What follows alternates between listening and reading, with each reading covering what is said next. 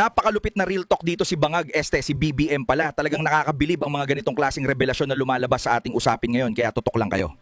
Kung hindi ko sinabi yung sinabi ko sa SONA, wala tayong pinag-uusapan na ganito. I'm the one who exposed all of this. And I'm the one I'm the only one that has started to do anything about this. Bakit? Ang mga nakaramba na Pangulo, may nakita ba kayong ginawang ganon? Meron ba silang kinulong? Meron ba silang finish na account? Meron ba silang mga investigasyon na ginawa? Wala. Sa akin lang. Tapos sasabihin, ako daw ang may kagagawan. Eh kung talagang racket ko yun, ba't ko sisirain yung racket ko? Di ba? That makes absolutely no sense.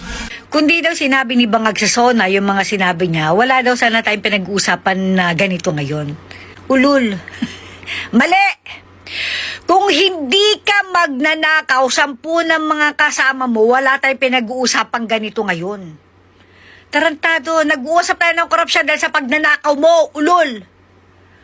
Putang ina mo, sasabihin mo ikaw ang nag-expose ng korupsyon dito sa flood control. Tarantado, ikaw yung unang-unang nagsinungaling sa tao tungkol sa flood control nung niyabang mo nung 2024 na mahigit 5,500 flood control project na po ang natapos na at kasalukuyan pang maraming ginagawa sa buong bansa. Putang ina mo, pagkalipas ng ilang araw, bumagyo, bumaha. Hinanap ng taong bayan yung flood control na pinagmalaki mo. Anong sabi mo? Merong flood control. Nabangga lang ng barko. Putang ina mo, hindi ka na nga namin tinanong kung ano nangyari yung sa barko na nakabangga eh. Pinagbayad nyo ba yung kumpanya na nakabangga sa flood control na sinasabi mo, putang ina mo ka? Nung sumunod na naman, nagkaroon na naman ng baha. Hinanap na naman ng flood control. Anong sabi mo? May flood control na overwhelmed lang, putang ina mo. Ang nag-expose sa kawalang hiyaan mo ay ang Diyos mismo. Dahil pagkatapos mong i-announce pagmalaki, yung achievement mo na flood control na more than 5,500 at kasalukuyang marami pang ginagawa sa bansa, bumaha. Ang korupsyon, kung maalala nyo din, kay Sara Duterte, unang-unang nanggaling. Nung sinabi niya sa taong bayan na 2 tao lang ang may hawak ng pera ng taong bayan at yan yung 2 bata nitong si Bangag na si Saldico at yung pinsan niyang hayop na magnanakaw din na si Martin Romualdez. Naalala niyo yung kinwento ni Toby Chanco?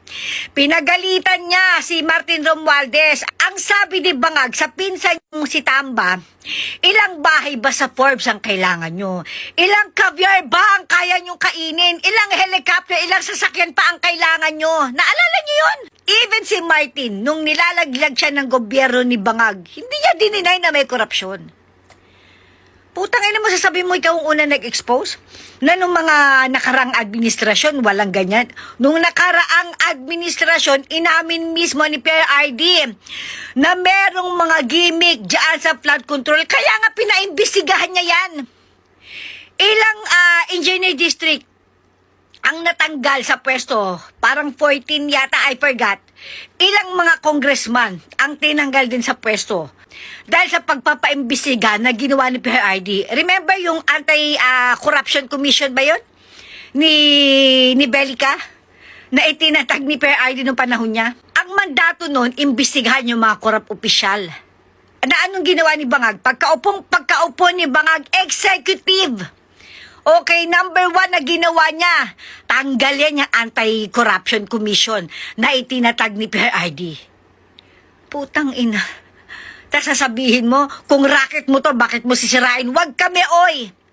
Alam ng buong mundo, magnanakaw ka at ang pamilya mo. Wala kang kamay na bakal.